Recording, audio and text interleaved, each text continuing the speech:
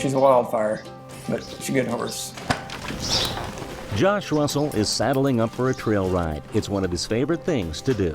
Fishing, hunting, anything outdoorsy, always enjoyed. Really kind of just got put on hold. Still wanted to do them, but just wasn't able to. That includes wedding plans with his best friend and fiancée, Ashley. Yeah, we've been engaged since 2011. Hi, Mr. Russell. I'm Dr. Alexander. Hi. Cancer often gets in the way of life's best laid plans, but rarely in such a shocking way as it did for Josh.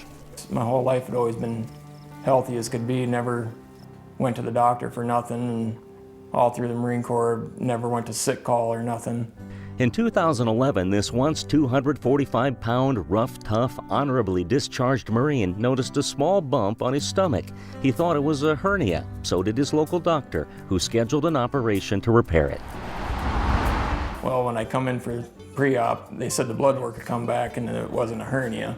And then all of a sudden I got cancer and it's killing me.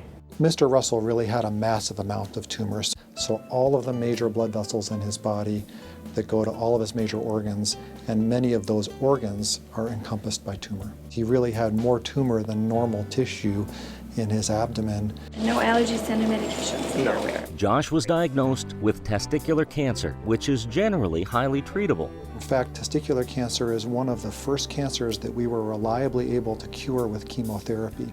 There is one component of testicular cancer called teratoma, which is present in some patients and does not respond to chemotherapy. Really didn't feel it was gonna work, but they said they would try it, and they were giving me 6 months. So it was pretty much as bad as it comes.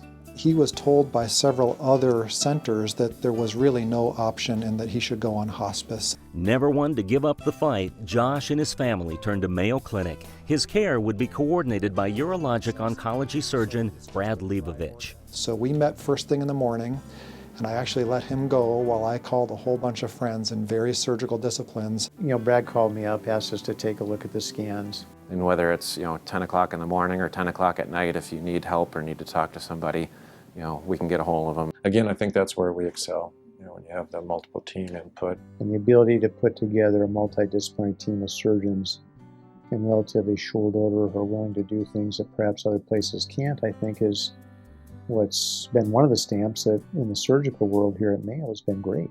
But we know for this disease that it does have an impact, and you can get a win, you can get a cure if you're very aggressive like that.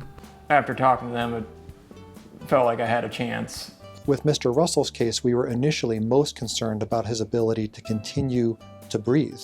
For this reason, the team decided that the first areas to tackle were the neck and the center of the chest. Otorhinolaryngologist Dr. Jan Kasperbauer worked with vascular and thoracic surgeons to remove the tumors crushing the trachea and esophagus.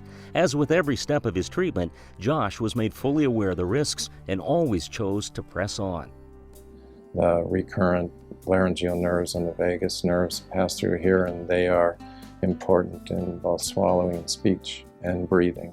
It's meticulous, tedious, and you have to be in the mindset that's just going to take time.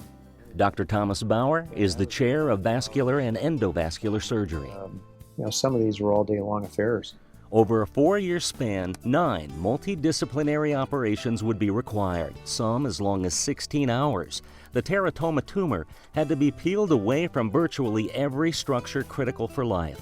Dr. Leibovich says when Josh first arrived at Mayo Clinic, his cancer threatened every major artery, vein, and organ from his neck to his pelvis. And now I think, there's not much question that he will be cured of this. It is an absolutely amazing thing. So amazing that Josh and Ashley are talking about having children and are once again able to make plans for the future. Like buying a farm and getting married and all sorts of stuff. All thanks to Mayo and what they did for us. You're miracle workers, that's for sure. This is a life that would not have happened if we were not able to do all of this. So that's a very, very rewarding thing. Well, and it had to be at least a couple hundred different people that got him to where he is. Like our pathology colleagues. ICU staff how many nurses and techs. Great anesthesiologists and great critical care people. It's the radiologists who are providing us with the images we need. The list goes on of people that are part of this. It's a great team that I've got taking care of me, so wouldn't want anybody else. For the Mayo Clinic News Network, I'm Dennis Douda.